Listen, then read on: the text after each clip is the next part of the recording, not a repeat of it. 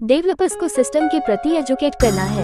Builders और developers को new technology process के साथ ट्रांसपेरेंसी लाना है। रेरा लाने का उद्देश्य है ट्रांसपेरेंसी लाना है। रेरा अपने प्रोजेक्ट्स पर लगाने वाला इंस्ट्रूमेंट है।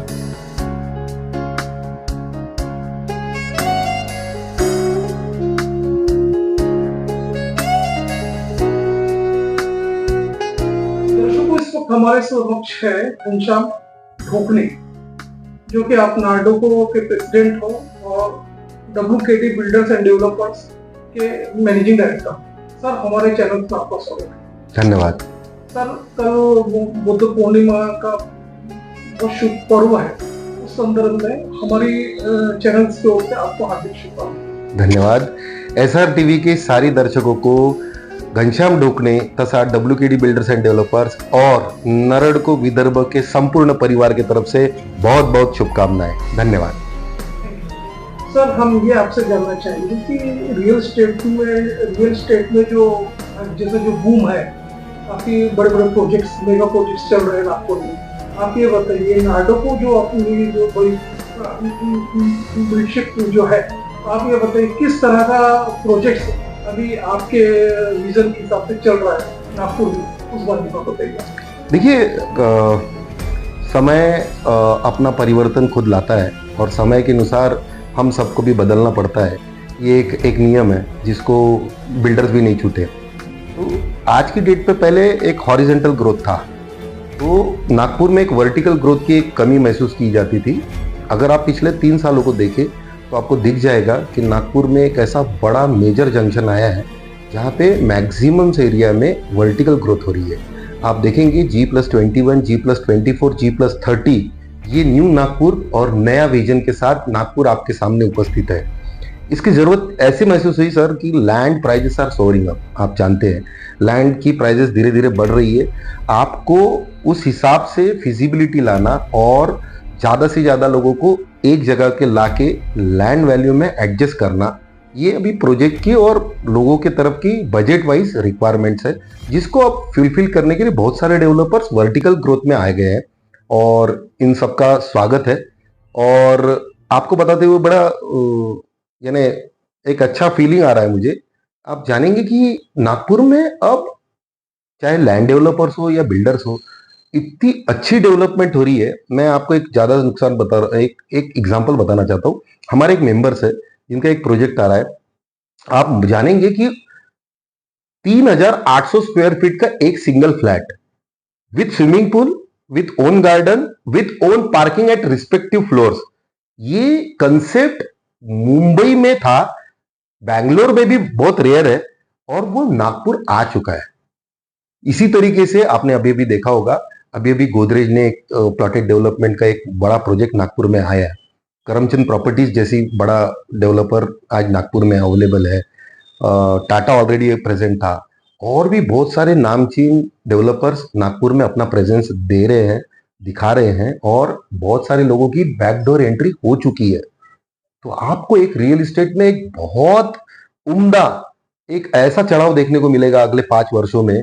आप देखेंगे कि रियल एस्टेट की जर्नी एक इस तरह से डिफाइन होगी कि पूना और नागपुर का कंपैरिजन अब 5 सालों के बाद आप देखना। नागपुर सिटी काफी ग्लोबल हो चुकी है, वर्ल्ड मैप में आ चुका है अपना नागपुर सिटी। काफी बिल्ड्स नए नए आ रहे हैं, कॉर्पोरेट सेक्टर्स की एंट्री हो चुकी है। तो आप ये बताइए, जो नार्डोको जो आपकी जो संस्था एज अ प्रेसिडेंट, आपके जो रजिस्टर्ड जो बिल्डर्स है आपके जो संस्था में, तो किस तरह से आप उन्हें अपडेट्स करते हैं?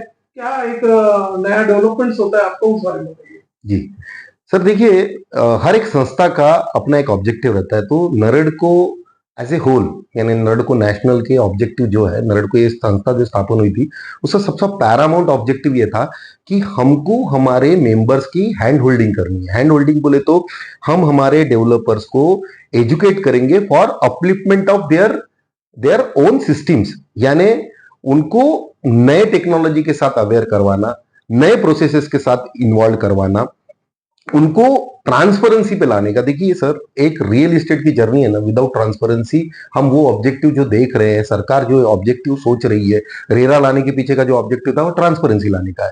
तो अगर आपको डेवलपर्स को मेन स्ट्रीम मीडिया में लाना है, आज पहले 10 ही डेवलपर मेन स्ट्रीम मीडिया में थे, आप बड़े बड़े नाम है जैसे हीरानंदानी थे और ओबेरा रियल्टी थी, ऐसे गिने चुने नाम थे। मगर आज की डेट पे आप देखेंगे कि आज नागपुर सिटी में कम से कम 25 से 30 ऐसे बड़े नाम हैं जो कि मेन स्ट्रीम रियलिटी में काम कर रहे हैं, चाहे वो क्रेडे के मेंबर्स हो या चाहे नरेडको के मेंबर्स हो, मगर मेन स्ट्रीम रियलिटी में काम कर रहे हैं। और आप ये जरूर देखना चाहोगे कि सिर्फ ये 20-30 लोग बढ़ के नहीं होगा, आपको as a team, as a community, हम सबको उठ के उस लेवल पे जाना पड़ेगा, क्योंकि customer eccentricity is the reality of the today's scenario. तो कस्टमर इसेंट्रिसिटी जहां पे हो जाती है ना सर, तो आपको कस्टमर के मुताबिक करंट एनवायरमेंट, करंट जो लीगल सिस्टम से, लीगल प्रोविजन से, लीगल फ्रेमवर्क है, उसके तहत बैठने वाले डेवलपर्स ही सस्टेन कर पाएंगे। तो हमको इस फैटर्निटी को उस लेवल पे लाना है कि वो इस इकोसिस्टम में फिट बैठे, और उसके लिए उनको ट्रेनिंग देना है, उनको नॉलेज देना है, उनको हाथ पकड़ के इस मेन स्ट्रीम मीडिया में, मेन स्ट्रीम मेन फ्रेमवर्क में लाना है। इसकी बहुत जरूरत थी, और ये जो भी संस्थाएं हैं सब से सब अपने लेवल पे कोशिश कर रही। पर मैं नरेडको विदर्भ का प्रेसिडेंट होते हुए ये आपको बड़े हर्ष के साथ बताना चाहूंगा कि yes, we are doing at real ground level. हमने बहुत सारे जो रेरा रजिस्टर्ड प्रोजेक्ट न करने वाले डेवलपर्स थे उनको इन्फॉर्म करके आज कंपलसरी रेरा लेने के बाद ही प्लॉटेड डेवलपमेंट करने के लिए कंपलसरी कर रहे हैं। उसके बाद में हम भंडारा, गोंदिया, यवतमाड़, जहां पे रेरा पहुंच ही नहीं पाई, सॉरी टू से, ये फैक्ट है आज के डेट का, वहां रेरा नहीं पहुंच पा रही, मगर हमारी संस्था वहां पे लोगों को एजुकेट कर रही है कि आपको इसमें, आप जानते हुए बड़ा आनंद होगा, यवतमाड़ के 6 फार्मर्स जो अपनी खुद की लैंड्स को सेल कर रहे हैं, उनको भी अपन ने ऐसे ही सेल करने नहीं दिए, उनका भी रेरा रजिस्ट्रेशन करवा के वो आज प्लॉटेड डेवलपमेंट कर रहे हैं। यवतमाड़, वनी, आई एम टॉकिंग अबाउट भंडारा के पास की, ऐसे यवतमाड़ और भंडारा के पास के हम फार्मर्स को लेके ही आगे बढ़ रहे हैं। तो एग्जाम्पल मैंने आपको यही सेट किया कि हम मेन फ्रेम से लोगों को बाहर नहीं जाने दे रहे, मेन फ्रेम के अंदर ला रहे, ताकि अल्टीमेटली कंज्यूमर को right property eight right price और अफोर्डेबल के साथ साथ एक लीगल फ्रेमवर्क में मिले, जो कि सरकार का भी उद्देश्य है, और जिससे बिल्डरों का जो मनोबल है, जो उनकी मार्केट में जो उनका क्या बोलते हैं उसको, जो उनका पिक्चराइजेशन था कि XYZ, इस तरह से बिल्डर लॉबी को अच्छे नजरों से नहीं देखा जाता था, मगर आप धीरे धीरे सिनारियो चेंज हो रहा है, everyone is coming into the main stream. तो आप अभी वो रिस्पेक्ट के काबिल, आप अच्छा काम कर रहे हो तो मार्केट से आपको अच्छा रिस्पांस मिल रहा है। आप पहले देखना 1-2 बड़े ब्रांड थे, मगर आज नागपुर में ऐसा सिचुएशन नहीं है। आपको कम से कम 25 से 30 ब्रांड अभी हाथ पे गिन के आप बता सकेंगे कि ये भी ब्रांड है, ये भी ब्रांड है, ये भी ब्रांड है। तो ये सिनारियो चेंज हो रहा है, और आप कुछ सालों में देखना आपके 100 के 100 उस लेवल पे काम करते हुए आपको नजर आएंगे। सर जैसे कि रेरा के जो स्ट्रिक्ट कंडीशंस है, जो पहले काफी बिल्डर्स ब्लैकलिस्टेड हो चुके थे, या पोजीशन नहीं दे रहे थे, या डिले हो रहा था, कई रीजंस थे उसके पीछे। लेकिन आज के डेट में देखा गया है कि जो रजिस्टर्ड जो बिल्डर्स है रेरा में काफी कम हो चुके हैं, मतलब लोगों में विश्वास, क्रेडिबिलिटी बढ़ गई है, और मोस्ट लग्जरियस प्रोजेक्ट्स और अफोर्डेबल सेगमेंट पे काफी प्रोजेक्ट्स चल रहे हैं। तो जैसा आपने कहा कि आप एजुकेट करते हो बाकी के जो बिल्डर्स है एज ए प्रेसिडेंट, तो आगे चल के आप लोगों की किस तरह की रणनीति होंगी ताकि और क्रेडिबिलिटी बढ़े और ग्रीवेंसेस सेल के मार्फत ये सारी की सारी समस्याएं टूटे? देखिए सर, रेरा ने 2 कैटेगरी की नहीं है, मगर बाय उनके जो फ्रीक्वेंटली आज क्वेश्चन में जो 2 डायरेक्टिव्स दी गए हैं, उससे 2 प्रकार के डेवलपर्स का कैटेगराइजेशन हो चुका है। एक है 500 स्क्वायर मीटर के नीचे, और एक है 500 स्क्वायर मीटर के ऊपर वाले। तो देखिए 500 स्क्वायर मीटर के बिलो वाले थे, उनको रेरा रजिस्ट्रेशन कंपलसरी नहीं है जी। मगर मेरा और हमारे साथियों का ये मानना है कि सबने रेरा रजिस्ट्रेशन कर लेना चाहिए, क्योंकि रेरा एक अपनी कॉलर पे A ग्रेड का सर्टिफिकेट लगाने वाला एक इंस्ट्रूमेंट है जो सबने यूटिलाइज करना चाहिए। फिर भी अगर वो नहीं चाहते तो हमने उनको सजेशन दिया है कि आप OC यानी ऑक्यूपेशन सर्टिफिकेट लेना उनको बंधनकारक हो जाना चाहिए, या उन्होंने लेना चाहिए। और आपको जानते हुए बड़ी आनंद होगा कि बहुत सारे डेवलपर्स भले ही 500 स्क्वायर मीटर के नीचे पर OC ले रहे हैं। और OC लेना एक प्रकार से, OC क्या चीज है कि आपने जो प्लान फर्निश किया उसके हिसाब से ही मुताबिक आपने प्लान बनाया, तो आपने कोई आउटबाउंड में काम नहीं किया, और OC में जो टर्म्स एंड टर्मिनोलॉजी आपने डिफाइन की है उसी के तहत आपने लोगों को पोजीशन दिया है।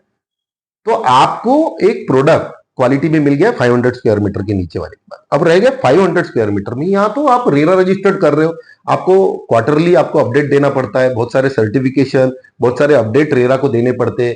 कंज्यूमर कभी भी जाके वहां पे जा सकता है। अच्छा, एक चीज आपको बता दूं, चाहे 500 स्क्वायर मीटर के नीचे हो या 500 स्क्वायर मीटर के अबव हो, कंज्यूमर दोनों के बारे में रेरा के पास रिड्रेसल के लिए जा सकता है।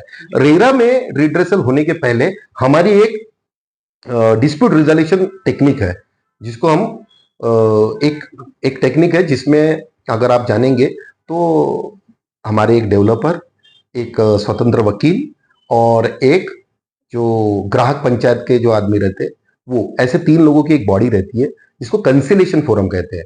ये कंसिलेशन फोरम में आपका कोई डिस्प्यूट है किसी डेवलपर के साथ, तो आपको भी बिठाया गया, डेवलपर को भी बिठाया गया, और दोनों के सुनने के बाद एक डिसीजन पास ऑन जजमेंट पास किया जाता है, जिसको उनको मानना बंधनकारक रहता है। तो इस तरीके से प्रॉब्लम, अगर वो फिर भी दोनों सेटिस्फाइड नहीं है, then RERA comes into picture, फिर रेरा ट्रिब्यूनल उसको एड्रेस करती है। तो इस तरीके से धीरे धीरे करके डिस्प्यूट कम होते जा रहे हैं। लोगों को अच्छी प्रॉपर्टीज अच्छे रेट में और लीगल फ्रेमवर्क में मिलना अब बहुत आसान हो चुका है। निश्चित रूप से एज अ नाडको प्रेसिडेंट आपके जो रिजल्ट्स है काफी पॉजिटिव आ रहे हैं और आप काफी एफर्ट्स ले रहे हैं ये शिकायतों को दूर करने के लिए।